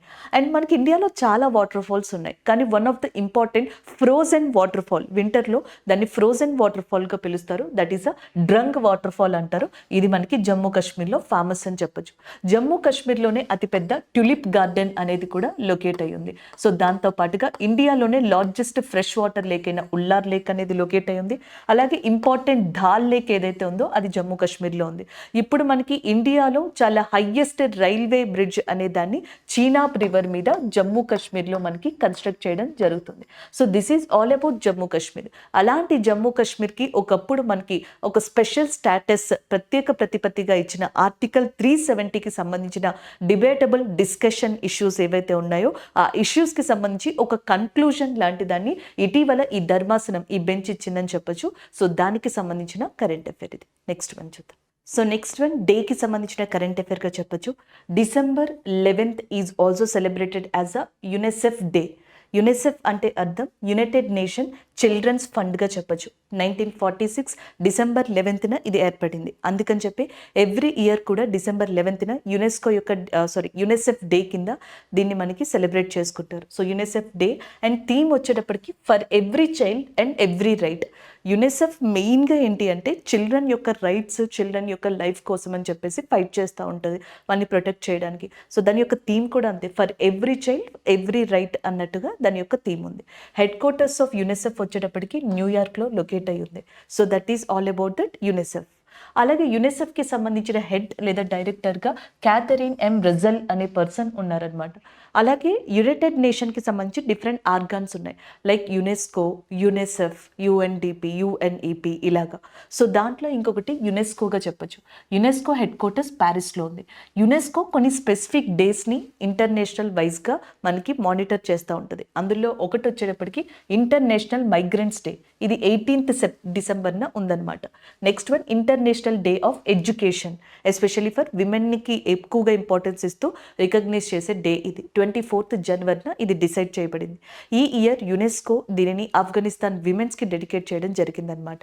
అండ్ నెక్స్ట్ దీని యొక్క సీఈఓగా, యునెస్కోకి సీఈఓగా ఆండ్రీ ఎజోలే అనే పర్సన్ ఉన్నారు. అండ్ నెక్స్ట్ యునైటెడ్ నేషన్కి సంబంధించి దీని హెడ్ క్వార్టర్స్ కూడా న్యూయార్క్లోనే లొకేట్ అయ్యి ఉంది. అండ్ యుఎన్ యొక్క ప్రజెంట్ సెక్రటరీ జనరల్గా ఆంటోనియో గ్యుటెరస్ అనే పర్సన్ ఉన్నారు. యుఎన్ డే వచ్చేటప్పటికి 24th Jan. యునెసెఫ్ డే వచ్చేటప్పటికేమో మనకి that is on December 11th కదా. అలాగే యునైటెడ్ నేషన్ డే వచ్చేటప్పటికి 24th Janగా చెప్పొచ్చు అనమాట. టోటల్ 193 మెంబర్స్ యునైటెడ్ నేషన్లో సభ్య దేశాలుగా ఉన్నాయి. So this is all about that United nation. And United nation related అయిన ఇంపార్టెంట్ ఆర్గాన్ అయిన యునెసెఫ్కి సంబంధించిన డే అండ్ థీమ్గా చెప్పొచ్చు అనమాట. So this is all about this current affair. Next one చూద్దాం. సో రీసెంట్గా 26th eastern zonal council meeting home minister of India ఎవరైతే అమిత్ షా గారు ఉన్నారో ఆయన యొక్క ఆధ్వర్యంలో బీహార్లోని పాట్నాలో జరిగింది. అది ఇక్కడ కరెంట్ అఫైర్. ఒకసారి ఇక్కడ మీరు చూడొచ్చు, 26th meeting of eastern zonal council. So ఈ మీటింగ్ ఎక్కడ కండక్ట్ చేశారు అంటే బీహార్లోని పాట్నాలో. సో దానికి అధ్యక్షత వహించింది హోమ్ మినిస్టర్ అయిన అమిత్ షా గారు. సో దానికి సంబంధించిన కరెంట్ అఫైర్ ఇది. ఈస్టర్న్ జోనల్ కౌన్సిల్లో ఏ స్టేట్స్ ఉంటాయి? సో ఈస్టర్న్ జోనల్ కౌన్సిల్లో బీహార్, వెస్ట్ బెంగాల్, ఒడిస్సా, జార్ఖండ్ లాంటి స్టేట్స్ ఏవైతే ఉన్నాయో అవి ఈస్టర్న్ జోనల్ కౌన్సిల్లో ఉంటాయి. సరే, ఈ జోనల్ కౌన్సిల్స్ ఏంటి, ఈస్టర్న్ జోనల్ కౌన్సిల్స్ ఏంటి అనేది చూద్దాం. సో ఇండియాలో మనకి స్టేట్స్ అండ్ యూనియన్ టెరిటరీస్గా విడదీయబడ్డాయి ఏరియాస్. విడదీసిన తర్వాత కూడా మనకి రీజనల్ ఇంబ్యాలెన్సెస్ చాలా ఎక్కువ. కొన్ని చోట్ల మనకి మంచిగా బిజినెస్ ఏరియాస్ ఉంటే, ఇండస్ట్రీస్ ఏరియాస్ ఉంటే, కొన్ని చోట్ల అగ్రికల్చర్ ఏరియాస్ ఉన్నాయి. కొన్ని ఇంటర్నేషనల్ బోర్డర్స్ ఉన్న స్టేట్స్ అయితే కొన్ని ఇండియాలోని ఇన్లాండ్ లోపల ఉన్న స్టేట్స్గా కూడా చెప్పొచ్చు అనమాట. అయితే వీటికి బోర్డర్ పరంగా, రివర్స్ పరంగా, ఇండస్ట్రీ పరంగా, అగ్రికల్చర్ పరంగా ఇంబ్యాలెన్సెస్ వల్ల చాలా ప్రాబ్లమ్స్ వస్తాయి. ఆ ప్రాబ్లమ్స్కి అవుట్కమ్గా ఒక సొల్యూషన్ తీసుకొచ్చి ఈ స్టేట్స్ మధ్య ఇంటిగ్రేషన్ అంటే మనకి భద్రతా భావాన్ని పెంచుకుంటూ, ఇంటిగ్రిటీని పెంచుకుంటూ, సో డెవలప్మెంట్ని తీసుకురావాలనే ఉద్దేశంతో, ఎందుకంటే మెయిన్గా వచ్చేది సెక్యూరిటీ ఇష్యూస్ వస్తాయి. సో అందుకని హోమ్ మినిస్టర్ అధ్యక్షతన 1956లో యాక్చువల్గా ఈ థాట్ అనేది వచ్చిందనమాట. అప్పుడు మనకి ప్రైమ్ మినిస్టర్ జవహర్లాల్ నెహ్రూ గారు ఉన్నప్పుడు ఇండియాలో జోనల్ కౌన్సిల్స్ని ఏర్పరచాలనుకున్నారు. స్టేట్ రీఆర్గనైజేషన్ యాక్ట్ 1956, రాష్ట్రాల పునర్విభజన చట్టం 1956 ప్రకారం జోనల్ కౌన్సిల్ అనే దాన్ని స్టాట్యూటరీ బాడీస్ కింద తీసుకొచ్చారు. ఇది కాన్స్టిట్యూషన్కి సంబంధించింది కాదు, పార్లమెంట్ చట్టం ద్వారా దీన్ని తీసుకురావడం జరిగింది. అయితే టోటల్గా దీంట్లో 5 జోన్స్ ఉన్నాయి. లైక్ ఆ 5 జోన్స్ ఏంటి అంటే, ఒకటి నార్త్, రెండోది వచ్చేటప్పటికి సౌత్, అండ్ నెక్స్ట్ ఈస్టర్న్ ఒకటి, అండ్ వెస్టర్న్ ఒకటి, నెక్స్ట్ సెంట్రల్ అనేది ఒకటి, ఇలా 5 ఉన్నాయి. నార్త్ ఈస్ట్ ఇండియా, ఈశాన్య రాష్ట్రాలకి మొదట్లో జోనల్ కౌన్సిల్ పెట్టలేదు. 1971లో ఒక పార్లమెంట్ యాక్ట్ని తీసుకొచ్చి అప్పుడు నార్త్ ఈస్ట్ కౌన్సిల్ అనే దాన్ని కూడా ఈ జోనల్ కౌన్సిల్కి తీసుకొచ్చారనమాట. నార్త్ జోనల్ కౌన్సిల్లో జమ్మూ కాశ్మీర్ ఉండేది. ఒకప్పుడు జమ్మూ కాశ్మీర్ స్టేట్ కాబట్టి ఇలా ఉండేది. సో ఇప్పుడు జమ్మూ కాశ్మీర్, లడాక్ కూడా ఈ నార్త్ కౌన్సిల్లో ఉంటాయి. దాంతో పాటుగా హిమాచల్ ప్రదేశ్, హర్యానా, పంజాబ్, రాజస్థాన్, ఢిల్లీ, చండీగఢ్ ఉంటాయి. సౌత్ కౌన్సిల్లో ఆంధ్రప్రదేశ్, కేరళ, కర్ణాటక, తెలంగాణ, తమిళనాడు అండ్ పుదుచ్చేరి అలాంటివి ఉంటాయి. వెస్టర్న్ కౌన్సిల్లో గోవా, గుజరాత్, మహారాష్ట్ర, దాద్రా నగర్ హవేలీ, సో ఇవి ఉండడం జరుగుతుంది. డామన్ అండ్ డయ్యూ. సెంట్రల్లో ఛత్తీస్గఢ్, మధ్యప్రదేశ్, ఉత్తరాఖండ్, ఉత్తరప్రదేశ్ ఉంటాయి. సో ఇలాగా మనకి major states and union territories ఏవైతే ఇండియా లోపల ఉన్నాయో సో వాటిని జోనల్ కౌన్సిల్స్ కింద విడదీశారు. ఈ జోనల్ కౌన్సిల్లో ప్రతి జోనల్ కౌన్సిల్కి హెడ్గా హోమ్ మినిస్టర్ ఆఫ్ ఇండియా ఉంటారు. చైర్పర్సన్గా ఆయన ఇప్పుడు ప్రజెంట్ అమిత్ షా గారు ఉన్నారు. ఆయన కింద వైస్ చైర్మన్ కూడా ఉంటారు. ప్రతి జోనల్ కౌన్సిల్కి కూడా ఒక చైర్మన్, వైస్ చైర్మన్ ఉంటారు. చైర్మన్ కామన్, హోమ్ మినిస్టర్ ఉంటారు. వైస్ చైర్మన్ వచ్చేటప్పటికి ఫర్ ఎగ్జాంపుల్ ఈ జోనల్ కౌన్సిల్ తీసుకున్నారనుకోండి, ఇందులో ఈ సంవత్సరం ఛత్తీస్గఢ్ చీఫ్ మినిస్టర్ ఎవరైతే ఉన్నారో సో ఆయనని మనకి జోనల్ కౌన్సిల్కి వైస్ చైర్మన్గా తీసుకున్నారు. సెంట్రల్ దానికి ఈయనకి 1 year వరకు ఈయనే వైస్ చైర్మన్. మళ్ళీ 1 year అయిన తర్వాత నెక్స్ట్ 1 year అయిన తర్వాత నెక్స్ట్ 1 అలా రొటేషనల్ బేసిస్గా మారుతారు. సో ఈయన కింద ఇంకొక 2 మెంబర్స్ ఉంటారనమాట. ఈ 2 మెంబర్స్ కూడా ఆ స్టేట్కి సంబంధించిన పర్టిక్యులర్ మినిస్టర్స్ అయి ఉంటారు. గవర్నర్ అపాయింట్ చేస్తారు వీళ్ళకి సంబంధించి. వీళ్ళు ఒక అడ్వైజరీ మెంబర్ ఉంటారు. ఆ అడ్వైజరీ మెంబర్ని నీతి ఆయోగ్ నామినేట్ చేస్తుంది. నీతి ఆయోగ్ నామినేట్ చేసిన ఒక అడ్వైజరీ మెంబర్, గవర్నర్ ఆ పర్టిక్యులర్ స్టేట్ నుంచి అపాయింట్ చేసిన 2 మినిస్టర్స్, అలాగే chief minister and as well as home minister, వీళ్ళందరూ కలిపి ఒక జోనల్ కౌన్సిల్ని నడిపించడం జరుగుతుంది. ఇప్పుడు కూడా ఈస్టర్న్ జోనల్ కౌన్సిల్లో అంతే. చైర్పర్సన్గా హోమ్ మినిస్టర్ అమిత్ షా గారు, ఆయన కింద వైస్ చైర్మన్ అండ్ ప్రతి స్టేట్ నుంచి 2 మెంబర్స్, నీతి ఆయోగ్ అడ్వైజ్ చేసిన నామినేట్ చేసిన ఒక అడ్వైజర్. సో ఇలాగా ఒక జోనల్ కౌన్సిల్ అనేది తయారవుతుంది. ఇది మనకి బోర్డర్ ఇష్యూస్ కావచ్చు, river issues, water related issues కావచ్చు, డెవలప్మెంట్ రిలేటెడ్ ఇష్యూస్, వీటి మీద మెయిన్గా డిస్కస్ చేయడం జరుగుతుంది. అలాగే ఈసారి ఈస్టర్న్ జోనల్ కౌన్సిల్ యొక్క మీటింగ్ అనేది బీహార్లో ఉన్న పాట్నాలో జరిగిందనమాట. అది 26th meeting of eastern zonal కౌన్సిల్గా చెప్తున్నారు. So this is all about this current affair. Next one చూద్దాం. So next current affair international పరంగా తీసుకోవచ్చు, ఈవెన్ నేషనల్ పరంగా కూడా తీసుకోవచ్చు అనమాట. సో ఇక్కడ మీరు చూసుకున్నట్టయితే తమిళనాడుకి సంబంధించిన చాలా ఇంపార్టెంట్ పోయెట్గా చెప్పొచ్చు తిరువల్లూరు. ఆయన యొక్క విగ్రహాన్ని రీసెంట్గా ఫ్రెంచ్లోని సెర్గి అనే ప్రదేశంలో ఇనాగ్రేట్ చేయడం జరిగింది. దానికి సంబంధించిన కరెంట్ అఫైర్ ఇది. తమిళ్ అండ్ రినౌడ్ పోయెట్గా మనకి చాలా పాపులర్ పర్సన్గా తిరువల్లూరు గారిని చెప్పడం జరుగుతుంది. తిరువల్లూరు గారిది మనకి తమిళనాడుకి సంబంధించిన ప్రదేశం అయింది. అండ్ తమిళనాడుకి సంబంధించిన ధర్మాలు కావచ్చు, ఆ కల్చర్ మీద ఆయన ఒక బుక్ రాశారు. దాని పేరు తిరుక్కురాల్. సో తిరుక్కూస్ అని కూడా పిలుస్తారంట. తిరుక్కూస్ అన్న, తిరుక్కురాల్ అన్న ఒకటే. ఈ తిరుక్కురాల్ లాంటి ధర్మానికి సంబంధించిన బుక్ని చాలా పాపులర్గా రాసిన వ్యక్తిగా తిరువల్లూరు అనే పోయెట్ని చెప్తాం. ఈయన తమిళనాడులోని మైలాపూర్ అనే ప్రదేశంలో ఆయనకి సంబంధించిన ప్రదేశం అంట. ఆయన ఆరిజిన్ కూడా అక్కడే. సో ఆయనకి సంబంధించిన విగ్రహాన్ని ఫ్రెంచ్ అంటే ఇండియా ఫ్రెంచ్ యొక్క బైలేటరల్ రిలేషన్స్కి గుర్తుగా అనొచ్చు, లేదా ఒక ఇంపార్టెన్స్గా అక్కడ ఆవిష్కరించడం జరిగింది. దానికి సంబంధించిన కరెంట్ అఫైర్ ఇది. నిన్న కూడా మనం ఫ్రాన్స్ గురించి డిస్కస్ చేసాం. ఫ్రాన్స్ యొక్క హైయెస్ట్ సివిలియన్ అవార్డు కావచ్చు, ఆర్ట్స్కి సంబంధించిన అవార్డు కావచ్చు, ఎవరెవరికి వచ్చింది అనే దాని మీద నిన్న కరెంట్ అఫైర్లో డిస్కస్ చేయడం జరిగింది. మీకు కొన్ని ఈజీగా ఉండాలంటే ఏం చేస్తారంటే ఈ కరెంట్ అఫైర్ ఉంది చూసారా, దీంట్లో తిరువల్లూరు స్టాట్యూ ఫ్రాన్స్లోని సెర్గిలో కదా మనకి ఇనాగ్రేట్ చేసింది. నిన్న మనం ఫ్రాన్స్ గురించి కరెంట్ అఫైర్స్లో చెప్పుకున్నాం, 3rd slide 4th slide. So అది మీరు నోట్స్ చేసుకుని ఉంటే ఆ నోట్స్లో లాస్ట్ పాయింట్లో Thiruvallur statue in Cergy and France రాసుకోండి. అక్కడితో సో మీకు ఆ కరెంట్ అఫైర్ కంటిన్యూషన్గా అనిపిస్తుంది అండ్ మళ్ళీ దీన్ని సెపరేట్గా చదవాల్సిన అవసరం ఉండదన్నమాట. సో అక్కడే ఈ కరెంట్ అఫైర్ కూడా కవర్ అయిపోతుంది. నెక్స్ట్ వన్, తమిళనాడుకి సంబంధించిన చీఫ్ మినిస్టర్గా స్టాలిన్ ఉన్నారు. తమిళనాడు యొక్క గవర్నర్గా ఆర్ఎన్ రవి గారు ఉన్నారు. తమిళనాడుకి సంబంధించిన ఇంపార్టెంట్ నేషనల్ పార్క్స్, జాతీయ పార్కులు Guindy national park, Mudumalai national park, gulf of మన్నార్గా చెప్పొచ్చు. గల్ఫ్ ఆఫ్ మన్నార్ అనేది ఇంపార్టెంట్ బయోస్పియర్ అని కూడా చెప్తాం. ఇక్కడ సీ కౌ లేదా డ్యుగాంగ్ అని చెప్పి పిలుస్తారు. ఈ అరుదైన యానిమల్ ఇక్కడ మనకి కనిపిస్తూ ఉంటుంది అనమాట. And the next one, important ports, ఓడరేవులు మనకి ఏవంటే తమిళనాడులో చెన్నై పోర్ట్ అనే దాన్ని చెప్పొచ్చు. ఈస్టర్న్ కోస్టల్ ఏరియాలో మోస్ట్ బిజియెస్ట్ పోర్టుగా దీన్ని చెప్తారు. And the next one Tuticorin port, దీనిని చిదంబరం పిల్లై పోర్ట్ కింద నేమ్ని చేంజ్ చేశారు. And the next one Ennore port, దీన్ని కామరాజన్ పోర్ట్ కింద నేమ్ని చేంజ్ చేశారు. ఈ స్టాట్యూస్ ఆవిష్కరణలు అనేవి ఇండియాలో జరుగుతున్నాయి, ఈ మధ్యన ఇండియా బయట కూడా జరుగుతున్నాయి. So for example statue of knowledge కింద మనం అంబేద్కర్ గారిని పిలవచ్చు. ఈ విగ్రహాన్ని గుజరాత్లోని కేవదియాకి దగ్గరలో సో మనకి ఏర్పాటు చేయడం జరిగింది. ఇదే అంబేద్కర్ గారి విగ్రహాన్ని రీసెంట్గా హైదరాబాద్లో కూడా ఇనాగ్రేట్ చేశారు.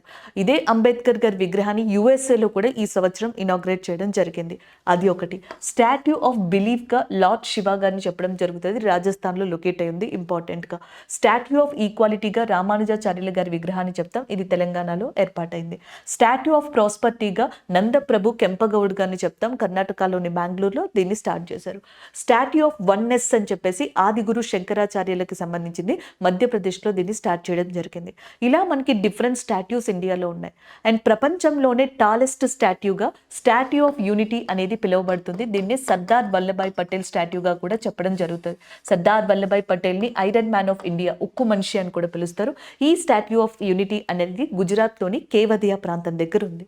సో ఇలాగా రీసెంట్ రిలేటెడ్ కరెంట్ అఫైర్స్, తమిళనాడుకి సంబంధించిన స్టాట్ ఇన్ఫర్మేషన్, అలాగే one liner current affair Thiruvalluvar statue which is started in that and France area సెర్గీగా చెప్పొచ్చు. This is all about this current affair. Next one చూద్దాం. సో నెక్స్ట్ వన్ ఇండియన్ నేవీకి సంబంధించి. So ఈ year Indian నేవీకి సంబంధించిన చాలా వరకు మోస్ట్ మోడర్నైజ్డ్ ఎక్విప్మెంట్తో ఉన్న వెపన్స్తో ఉన్న షిప్స్ కావచ్చు, ఇండియా ఇండిజినియస్ టెక్నాలజీతో సొంత టెక్నాలజీతో నిర్మించిన షిప్స్ కావచ్చు. సో మనకి ఏవైతే ఫ్రెండ్లీ కంట్రీస్ ఉంటాయో ఆ కంట్రీస్ని విజిట్ చేయడం, అక్కడున్న నేవీతో కొన్ని డిఫరెంట్ ఆపరేషన్స్లో పార్టిసిపేట్ చేయడం, డ్రిల్స్లో పార్టిసిపేట్ చేయడం జరిగింది. అదేవిధంగా ఇండియా నేవీకి సంబంధించిన ఐఎన్ఎస్ సుమేధ రీసెంట్గా కెన్యాకి వెళ్ళిందనమాట. కెన్యాలోని లాము పోర్ట్, లాము ఓడరేవుని అది చేరుకోవడం, నేను చెప్పినట్టుగా అక్కడ డ్రిల్స్ కావచ్చు మిగతా వాటిలో పార్టిసిపేట్ చేయడం జరిగింది. అండ్ కెన్యా యొక్క ప్రెసిడెంట్ వచ్చేటప్పటికి William Samoei Ruto. So William Samoei Ruto 3 days visit చేశారు ఇండియాని రీసెంట్గా. సో దాని తర్వాత కెన్యాకి దాని యొక్క మన ఇండియా యొక్క ఐఎన్ఎస్ సుమేధ ఏదైతే ఉందో సో అది రీచ్ అవడం కూడా రీసెంట్గా జరిగింది. కెన్యా యొక్క క్యాపిటల్ వచ్చేటప్పటికి నైరోబీ. ఇదే నైరోబీలో యునైటెడ్ నేషన్ యొక్క UNEP, United Nation environment programme headquarters అనేది లొకేట్ అయి ఉంది. United Nation environment programme every year June 5th environment day అనే దాన్ని నిర్వహిస్తుంది, పర్యావరణ దినోత్సవం. దాని యొక్క థీమ్ వచ్చేటప్పటికి బీట్ ప్లాస్టిక్ పొల్యూషన్ అనేది థీమ్గా ఉంది. అండ్ మనకి ఇక్కడ కెన్యా యొక్క ప్రెసిడెంట్ విలియం సోమై ఇండియాని విజిట్ చేశారని చెప్పాం కదా. అలాగే ఈ సంవత్సరం భూటాన్ యొక్క కింగ్ కూడా ఎవరైతే ఉన్నారో ప్రెసిడెంట్ అనొచ్చు, జిగ్మీ కేషర్ నాంగ్మ్యాల్ వాంగ్చుక్. సో వాంగ్చుక్ అనే పర్సన్ కూడా ఇండియాని విజిట్ చేయడం జరిగింది. G20 SCO సమిట్స్ అప్పుడు విజిట్ చేయడం వేరు, నార్మల్గా ఇండియాని విజిట్ చేసిన వాళ్ళలో రీసెంట్గా అయితే కెన్యాకి సంబంధించిన ప్రెసిడెంట్, అలాగే భూటాన్కి సంబంధించిన ప్రెసిడెంట్స్ ఉన్నారు. సో ఒకళ్ళు వాంగ్చుక్, ఇంకొకళ్ళు వచ్చేటప్పటికి విలియం సోమైగా చెప్పొచ్చు. So this is all about this current affair. Next one చూద్దాం. So next one world investment conference, 27th world investment conference అనేది ఫస్ట్ టైం ఇండియాలో జరగబోతుంది. ఆల్రెడీ వరల్డ్ ఇన్వెస్ట్మెంట్ కాన్ఫరెన్స్ ఇది ఎన్నోదంటే 27th టైం, కానీ ఇది ఇండియాలో నిర్వహించడం ఫస్ట్ టైం అనమాట. ఇండియాలోని ఢిల్లీలో ఉన్న యశోభూమిస్ కన్వెన్షన్ సెంటర్ ఏదైతే ఉందో అక్కడ దీన్ని నిర్వహించనున్నారు. దీని యొక్క థీమ్ వచ్చేటప్పటికి empowering investors and leading the way in the future growth అని చెప్పేసి ఉందన్నమాట. సో దానికి సంబంధించిన థీమ్ ఇది. అలాగే నెక్స్ట్ ఈ ఇయర్ G20 సమిట్ కానీ, షాంఘై కోఆపరేషన్ ఆర్గనైజేషన్ సమిట్ కానీ, గ్లోబల్ ఆయుర్వేద ఫెస్టివల్ కానీ, గ్లోబల్ ఆయుర్వేద మీటింగ్ కానీ ఇవన్నీ ఇండియాలోనే కండక్ట్ చేశారు. ఎస్పెషల్లీ G20 లాంటివి డిఫరెంట్ థీమ్స్ తోటి ఇండియాలో డిఫరెంట్ ప్లేసెస్లో కండక్ట్ చేశారు. అలాగే ఇంటర్నేషనల్ ధర్మ ధామ కాన్ఫరెన్స్ ఇది మధ్యప్రదేశ్లోని భూపాల్లో జరిగిందనమాట. గ్లోబల్ బుద్ధ సమిట్ న్యూఢిల్లీలో జరిగింది. బయో ఎనర్జీ సమిట్ న్యూఢిల్లీలో జరిగింది. గ్లోబల్ ఆయుర్వేద సమిట్ అనమాట, ఇది వచ్చేటప్పటికి కేరళలో జరిగింది. ఇలాగా ఇండియాలో చాలా డిఫరెంట్ సమిట్స్ జరిగాయి. ఇందులో ఇవి చెప్పుకోవచ్చు అనమాట. సో ఇండియాలో జరిగిన సమిట్స్, అందులో ఒకటి వరల్డ్ ఇన్వెస్ట్మెంట్ కాన్ఫరెన్స్ 27th ఇండియాలో ఫస్ట్ టైం ఢిల్లీలోని యశోభూమి కన్వెన్షన్ సెంటర్లో స్టార్ట్ చేశారు. సో దానికి సంబంధించిన కరెంట్ అఫైర్ ఇది. నెక్స్ట్ వన్ చూద్దాం. సో నెక్స్ట్ కరెంట్ అఫైర్ వచ్చేటప్పటికి టొబాకో ప్రొడక్షన్కి సంబంధించి, పొగాకు యొక్క ఉత్పత్తికి సంబంధించి రీసెంట్గా ఒక సర్వే ప్రకారం తెలిసింది ఏంటంటే, ప్రపంచంలోని పొగాకుని ప్రొడ్యూస్ చేసే కంట్రీస్లో అండ్ పొగాకుని ప్రొడ్యూస్ చేసే కంపెనీస్లో టాప్ 3 కంపెనీస్లో ఇండియాకి సంబంధించిన ఒక కంపెనీ ఉంది. రీసెంట్ సర్వే ప్రకారం చూసుకుంటే వరల్డ్లో largest tobacco producing and manufacturing కంపెనీగా ఫిలిప్ మోరిస్ అనేది ఉంది. దాని తర్వాత ఆల్ట్రియా గ్రూప్ అనేది ఉంది సెకండ్ పొజిషన్లో. ఈ రెండు యూఎస్ఏకి సంబంధించినవి. థర్డ్ పొజిషన్లో ఇండియాకి సంబంధించిన ఐటీసీ లిమిటెడ్ అనేది ఉంది. 1910లో ఇంపీరియల్ టొబాకో కంపెనీ లిమిటెడ్గా దీన్ని స్టార్ట్ చేశారు. ఇప్పుడు ప్రపంచంలో థర్డ్ మోస్ట్ వాల్యుబుల్ టొబాకో కంపెనీగా ఐటీసీ లిమిటెడ్ ఇండియాకి సంబంధించింది. అదే ఇక్కడ కరెంట్ అఫైర్గా చెప్పొచ్చు. వరల్డ్ నో టొబాకో డే అనే దాన్ని 31st మేన రికగ్నైజ్ చేశారనమాట. World no tobacco day. So దీని యొక్క థీమ్ వచ్చేటప్పటికి grow food not tobacco. So మనకి ఫుడ్ని మనకి పెంచండి, పొగాకుని కాదు అన్నట్టుగా దీని యొక్క ఇతివృత్తాంతం ఉంది. ప్రపంచంలో ఎక్కువగా టొబాకోని ప్రొడ్యూస్ చేసేది, కన్జ్యూమ్ చేసేది, వినియోగించేది అండ్ ఉత్పత్తి చేసేది అంటే మనకి తీసుకొచ్చేది కూడా చైనాగా ఉందన్నమాట. సో అది ఒక పాయింట్. అండ్ స్మోకింగ్ అనేది చాలా తక్కువగా ఉన్నది, టొబాకో యూజ్ అనేది చాలా తక్కువగా ఉన్న కంట్రీ ఐస్లాండ్. అసలు మొత్తం అన్ని పబ్లిక్ ఏరియాస్లో కూడా స్మోకింగ్ అనేది ఇల్లీగల్ అని చెప్పేసి ఒక యాక్ట్ని తీసుకొచ్చిన కంట్రీ ఏది అంటే భూటాన్. భూటాన్ 2005లోనే పబ్లిక్ ప్లేసెస్ అన్నిట్లో కూడా స్మోకింగ్ కానీ టొబాకో యూజింగ్ కానీ ఇల్లీగల్ అని చెప్పేసి ఒక చట్టాన్ని కూడా తీసుకురావడం జరిగింది. So this is all about this current affair. Next one చూద్దాం. సో నెక్స్ట్ కరెంట్ అఫైర్ వచ్చేటప్పటికి ఇండియన్ నేవీ ముంబైకి దగ్గరలో రీసెంట్గా అంటే మహారాష్ట్ర కోస్టల్ ఏరియాలో సో మనకి ప్రస్థాన్ ఎక్సర్సైజ్, యుద్ధ విన్యాసం అనే కన్నా ప్రస్థాన్ విన్యాసం అనే దాన్ని కండక్ట్ చేసింది. ఇదేంటంటే అక్కడున్న డిఫెన్స్ ఫోర్సెస్తో వాటితో పాటుగా సివిలియన్ ఏజెన్సీస్ ఉంటాయి కదా, సో వాటితో కలిపి కండక్ట్ చేశారు. ఇది యుద్ధానికి సంబంధించి కాదు.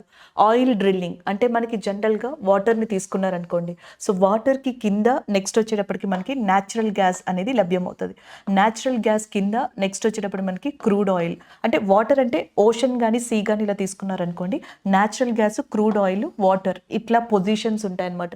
ఈ పొజిషన్స్ని కూడా మిమ్మల్ని అడుగుతూ ఉంటారు. నార్మల్గా మనకి ఏదైనా కోస్టల్ ఏరియా తీసుకుంటే న్యాచురల్ గ్యాస్, దాని తర్వాత క్రూడ్ ఆయిల్, దాని తర్వాత మళ్ళీ వాటర్ కంటెంట్ ఏరియా. సో ఇలా మనకి అవైలబిలిటీ ఉంటుంది. దీన్ని అసెండింగ్ ఆర్డర్, డిసెండింగ్ ఆర్డర్లో కూడా మిమ్మల్ని అరేంజ్ చేయమని అడుగుతారనమాట. సో ఇలాంటి వాటిని బయటకు తీయాలి అంటే అక్కడ డ్రిల్ చేయాలి. సో ఈ డ్రిల్లింగ్ ఆపరేషన్స్, డ్రిల్లింగ్స్కి సంబంధించి ప్రస్థాన్ అనే ఒక విన్యాసాన్ని, ఎక్సర్సైజ్ని ఇండియన్ నేవీ కండక్ట్ చేసింది. దానికి సంబంధించిన కరెంట్ అఫైర్గా చెప్పొచ్చు. సో రీసెంట్గా ఫ్రెండ్షిప్ అనే ఎక్సర్సైజ్ని ఇండియా థాయిలాండ్కి సంబంధించి, ఫ్రెండ్లీ పవర్ అనే ఎక్సర్సైజ్ని ఇండియాకి శ్రీలంకకి సంబంధించి, సంప్రీతి అనే ఎక్సర్సైజ్ని ఇండియాకి బంగ్లాదేశ్కి సంబంధించి, అలాగే వజ్ర ప్రహార్ అని చెప్పేసి ఇంకొక యుద్ధ విన్యాసం ఉంది. ఇది యుఎస్ఏకి అండ్ ఇండియాకి సంబంధించిన యుద్ధ విన్యాసంగా చెప్పొచ్చు వజ్ర ప్రహార్ అనేది. సూర్యకిరణ్ అని ఇంకొక ఎక్సర్సైజ్ ఉంది. ఇది వచ్చేటప్పటికి ఇండియాకి నేపాల్కి సంబంధించిందిగా చెప్పొచ్చు. అలాగే స్లినెక్స్ అని చెప్పేసి ఉంటుంది. Sri Lanka and as well as ఇండియాకి సంబంధించి స్లినెక్స్ అనే యుద్ధ విన్యాసం కావచ్చు. ఇండియా శ్రీలంకకి సంబంధించిన friendly power, Surya Kiran India and Nepal, Vajra Prahar India and USA. So ఇలాంటి యుద్ధ విన్యాసాన్ని ఒకసారి మళ్ళీ మీరు రిపీట్ చేసుకుంటూ ఉండండి. ఈ కరెంట్ అఫైర్స్ వచ్చినప్పుడు అది మీకు యూజ్ అవుతుంది. So this is about this current affair. ఈరోజు ఏవైతే కరెంట్ అఫైర్స్ డిస్కస్ చేసామో వాటి రివ్యూ చూద్దాం. ఫస్ట్ వన్ చూడండి. మోహన్ యాదవ్ గారు మధ్యప్రదేశ్కి సంబంధించి నూతన చీఫ్ మినిస్టర్గా అపాయింట్ అయ్యారు. అండ్ ఇది వరకు శివరాజ్ సింగ్ చౌహాన్ గారు మధ్యప్రదేశ్కి చీఫ్ మినిస్టర్గా ఉన్నారు. విష్ణు దియో సై ఎవరైతే ఉన్నారో, so Vishnu Deo Sai new chief minister of ఛత్తీస్గఢ్గా అపాయింట్ అవ్వడం జరిగింది. దానికి సంబంధించిన కరెంట్ అఫైర్ ఇది. లక్దాంగ్ టర్మరిక్ అనేది మేఘాలయకి సంబంధించి జాగ్రఫికల్ ఇండికేషన్, భౌగోళిక గుర్తింపుని పొందింది. సో దీన్ని రెడ్ టర్మరిక్ అంటారు అని దీని డీటెయిల్స్ చెప్పుకున్నాం. ఆర్టికల్ 370 సంబంధించిన ఒక ఇంపార్టెంట్ న్యూస్ని సుప్రీంకోర్టు యొక్క 5 జడ్జిలతో కూడిన ధర్మాసనం ఏదైతే ఇచ్చిందో దాని గురించి మనం డిస్కస్ చేసాం. Article 370 special status of Jammu Kashmir అని, దాన్ని 1949లో కాన్స్టిట్యూషన్లో ఇంక్లూడ్ చేశారని, 2019 5th ఆగస్టున దాని కాన్స్టిట్యూషన్లో దాని యొక్క ఇమ్యూనిటీని తొలగించారు అని. అయితే దీనికి సంబంధించి దాదాపుగా 20+ పిటిషన్స్ సుప్రీంకోర్టులో ఫైల్ అయితే దానికి సంబంధించి 5 జడ్జిలతో కూడిన ధర్మాసనం అండ్ ఎవరైతే చంద్రచూడ్ గారు ఉన్నారో ఆయన యొక్క అధ్యక్షత జరిగింది. అండ్ ఫైనల్గా పార్లమెంట్ ఏ డెసిషన్ అయితే తీసుకుందో ఆ డెసిషన్ పర్ఫెక్ట్ అన్నట్టుగా అది మనకి ఇవ్వడం జరిగింది. యునిసెఫ్ డే వచ్చేటప్పటికి December 11th రికగ్నైజ్ చేయబడింది. ఇది చిల్డ్రన్ యొక్క రైట్స్ అండ్ సేఫ్టీ కోసం అని చెప్పేసి మనకి ఎక్కువగా పోరాడుతుంది. 1946 December 11th న్యూయార్క్ హెడ్ క్వార్టర్స్గా ఇది ఏర్పడింది. అండ్ ఈస్టర్న్ జోనల్ కౌన్సిల్ యొక్క మీటింగ్ బీహార్లోని పాట్నాలో జరిగింది. దీనికి చైర్పర్సన్గా హోమ్ మినిస్టర్ అమిత్ షా గారు ఉన్నారు. And the next one Thiruvallur statue. Thiruvallur is a very famous poet in Tamil Nadu area. Thirukkural అనే బుక్ ద్వారా ఈయన చాలా ఫేమస్ అని చెప్పొచ్చు. ఫ్రెంచ్ అండ్ ఇండియా యొక్క బైలేటరల్ రిలేషన్స్ ఏవైతే ఉంటాయో సో ఆ రిలేషన్స్ని ఇంకా ఎక్కువగా తీసుకెళ్లేందుకు ఫ్రెంచ్లోని సెర్గియా అనే ప్రదేశంలో తిరువల్లూరు గారి యొక్క ఒక స్టాట్యూని అక్కడ స్టార్ట్ చేయడం జరిగింది. దానికి సంబంధించిన పూర్తి డీటెయిల్స్ని మనం డిస్కస్ చేసుకున్నాం. ఐఎన్ఎస్ సుమేధ అనేది రీసెంట్గా మనకి ఏమంటారు కెన్యాలోని పోర్ట్ ఏదైతే ఉందో దానిని విజిట్ చేయడం జరిగిందనమాట. కెన్యా యొక్క ప్రెసిడెంట్ మనకి విలియం సోమై ఇండియాని విజిట్ చేశారు. దాని గురించి కూడా మనం డిస్కస్ చేసాం. నెక్స్ట్ వచ్చేటప్పటికి world investment conference 27th time రీసెంట్గా ఇండియాలో ఫస్ట్ టైం జరిగింది. దానికి సంబంధించి డిస్కస్ చేయడం జరిగింది. Imperial tobacco corporation company limited అనేది ఏదైతే ఉందో ఇది వరల్డ్లోనే థర్డ్ మోస్ట్ వాల్యుబుల్ టొబాకో కంపెనీగా స్థానాన్ని సంపాదించుకుంది. ఫస్ట్ 2 ప్లేసెస్లో యుఎస్ఏకి సంబంధించిన టొబాకో కంపెనీస్ అనేవి ఉన్నాయి. నెక్స్ట్ వన్ ప్రస్థాన్ అనేది ఒక ఎక్సర్సైజ్. ఇది Indian navy defence and civilian agencies ఏవైతే ఉంటాయో వాటితో కలిసి మహారాష్ట్రలోని ముంబైకి దగ్గరలో ఉన్న కోస్టల్ ఏరియాలో కండక్ట్ చేసింది. దీని యొక్క ముఖ్య ఉద్దేశం ఆయిల్ డ్రిల్లింగ్స్ ఏవైతే ఉంటాయో వాటిని డెవలప్ చేసి ఇంకా మనకి ఎనర్జీ సెక్టార్ యొక్క నీడ్స్ ఏవైతే ఉన్నాయో వాటిని ఫుల్ఫిల్ చేయడమే లక్ష్యంగా ఈ ఎక్సర్సైజ్ని కొనసాగించడం జరిగింది. దీంతో పాటుగా డిఫరెంట్ ఎక్సర్సైజెస్ని కూడా మనం డిస్కస్ చేసాం. This is all about this current affairs. Thank you.